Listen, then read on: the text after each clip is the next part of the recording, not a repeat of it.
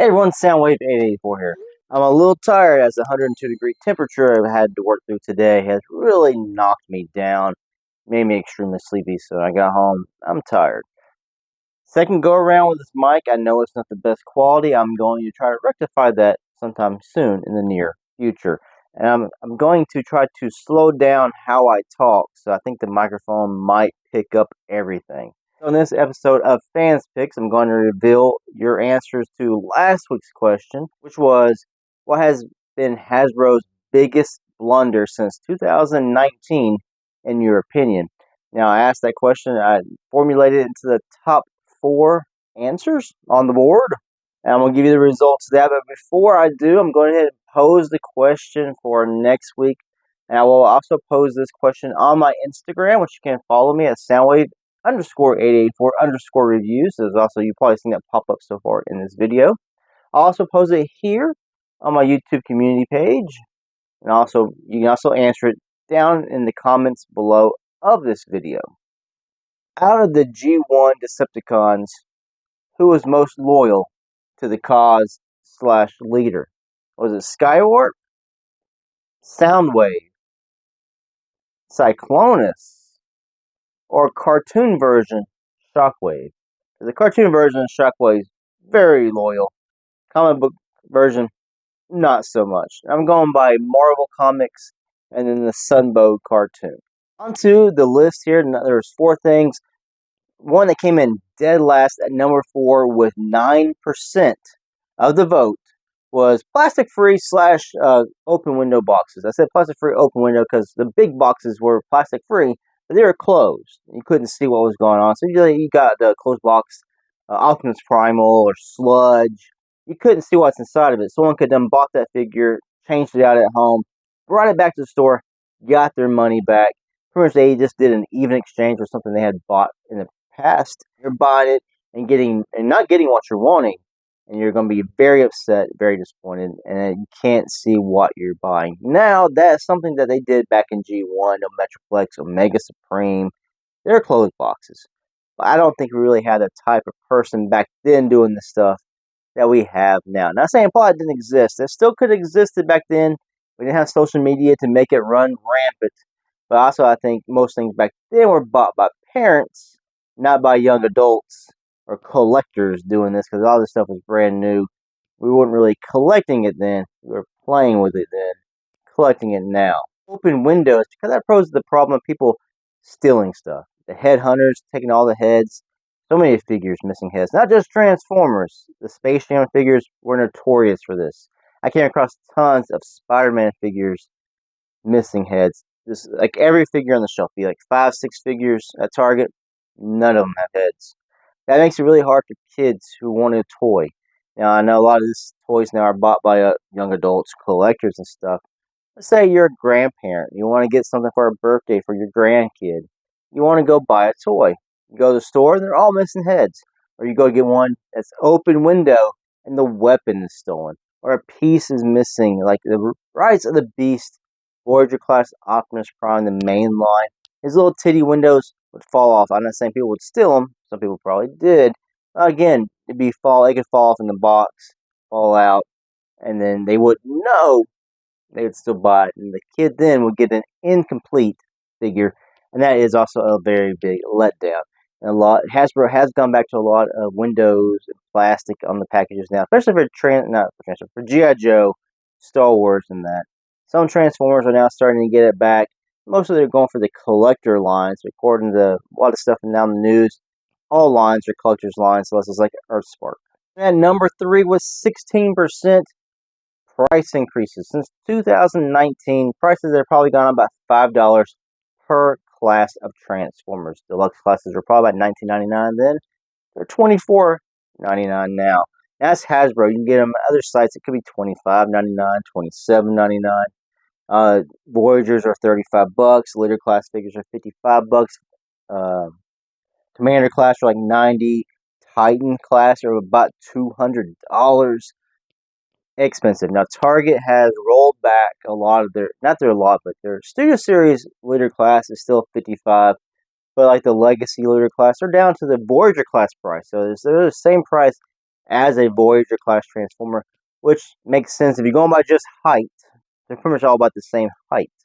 Now, the Studio Series does do bigger figures. That Dinobots are true commercial leader class scale figures. And just think about this: Titan class Transformers, $200. If you want Tidal Wave, you're paying $200+ for that figure. He is what, 18, 19 inches tall. You go back to Thrilling 30's Metroplex when he first came out. He's about 120, 125 bucks. So for $70 now, more, you get a figure that's smaller. Now, Metroplex had electronics and lights. Did not have as much articulation, though. And probably not as much, I guess, playability. I guess he's not as engineered as much as, say, Tidal Wave probably is. I don't have Tidal Wave. I know he's out there.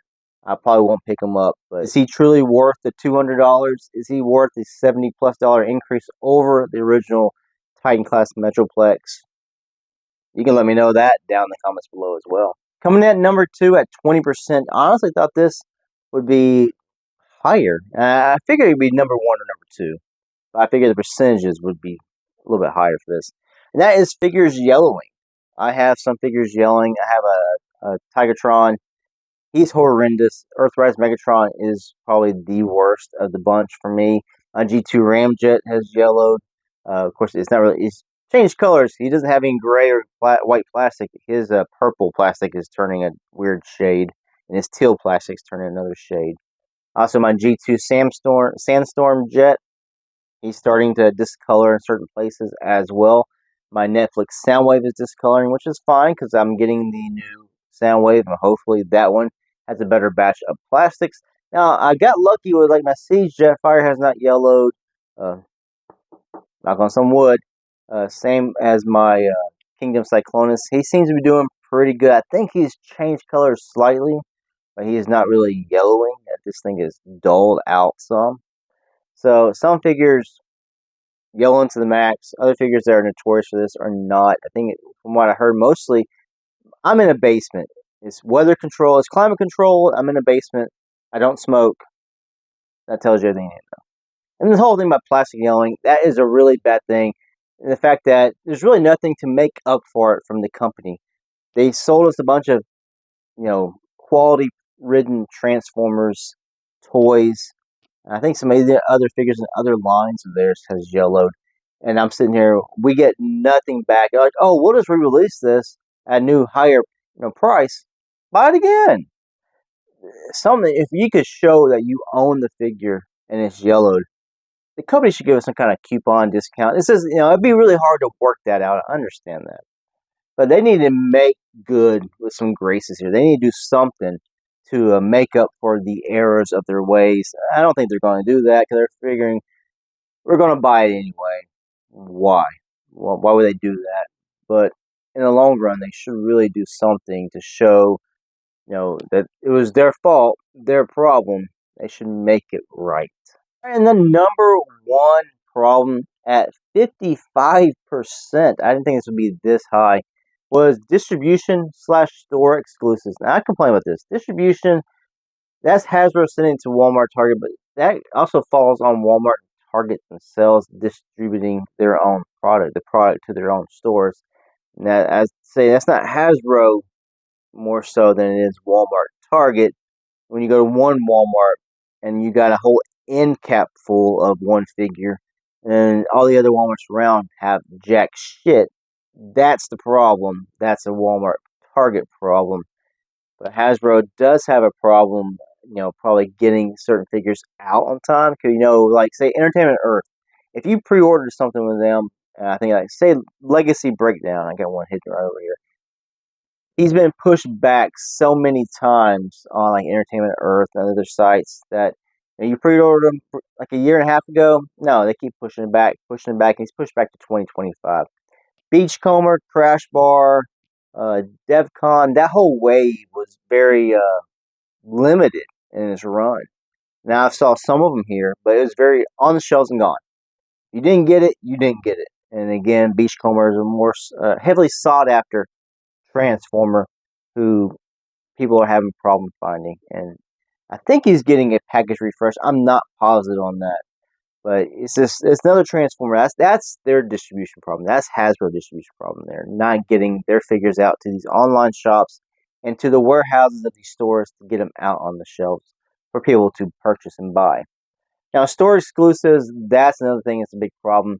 Making mainline characters exclusive, lock them behind an exclusivity. First Siege Ratchet was a Walgreens exclusive. I think we got Blue Streak was a Walmart exclusive, 35th anniversary Walmart exclusive.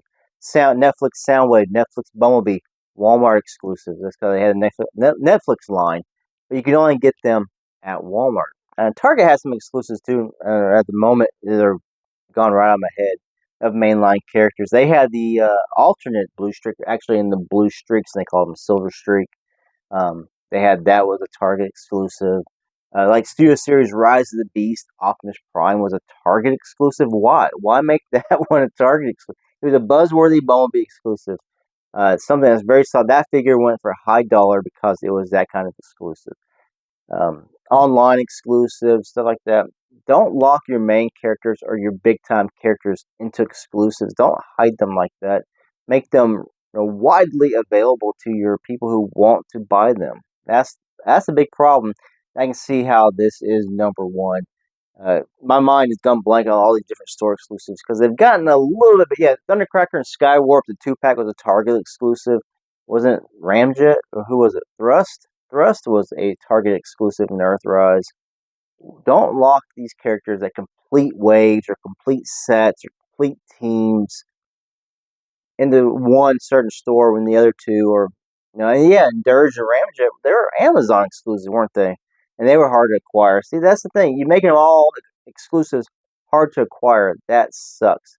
They have re-released Dirge, and Ramjet's got a bunch of, G2s up there that they have released in that mold. Number one, distribution/store exclusives at 55%. So that was my fans' picks. That was your answers there. Now, I want to say one of Hasbro's biggest blunders that no one mentioned, I was surprised by this, was starting lineup. I was so excited when I heard starting lineups were coming back because I enjoyed collecting those from Kenner back in the late 80s, and through the 90s when Hasbro bought Kenner, but it still had the Kenner logo there, right? And being a teenager, I wasn't aware of all this Hasbro bought Kenner kind of stuff. I didn't really care. But, they still had starting lineups all over the shelves, and they were still fun to collect. Now, they weren't like high quality figures. They were just, half the time, they even looked like the person they were trying to do. Say they're trying to do Mark McGuire. He's a redhead with a red goatee. Just slap that on. The face doesn't have to look like him. But hey, he's got red hair, red goatee. It's him. Then McFarlane had the sports picks, and they started doing detailed looks that actually looked like the baseball player. Again, they had really no articulation. The regular starting lineup figures had some articulation, usually in the arms to move around. You can turn their heads and stuff. For baseball, basketball, and football. Then McFarlane did theirs. So there's really no articulation at all. I mean, you could probably move some stuff, but they were static. But they were big, like 7, 8 inches, and looked like the person, the athlete they're trying to portray. Starting lineup, I guess, felt the pressure. Made starting lineup 2, which were a little bit bigger than the original starting lineups and more detailed, where they actually looked more like the athlete. Now, starting lineup had the actual licenses, whereas McFarlane's had the players association, so they can use the player names, not the team names. So that was the downfall of starting lineup there. Then McFarlane got it all and started making all their their sports team players and everything. And then when Hasbro said, "Hey, starting lineups are coming back," and they start off with basketball. I'm not a big basketball fan. Baseball, football are my two sports more so. But they made them 6-inch action figures with all this articulation, which is really cool. So you can actually have them dunking and stuff. Doing the slam dunks, pose them different ways, pose them. They don't come in one pose. You can pose them in multiple poses. But they're asking what was it, like $40, $50 per figure? That's outrageous. And now you can go to Ollie's down the street from me and pick them all up for like $6 for the figures, and you get the half courts for like $3. That to me is one of Hasbro's biggest blunders. Think of all the money they spent for licensing and how much money they actually got back from the actually selling any of that product. To me, that is one of Hasbro's biggest blunders in the past 5 years. So again, the next question is, who is the most loyal Decepticon to the cause / leader? Skywarp, Soundwave, Cyclonus, or Cartoon Shockwave? You can let me know down in the comments below. See me on Instagram, or see me right here on the community tab. Anyway, thanks for watching. Until the next one. Peace out.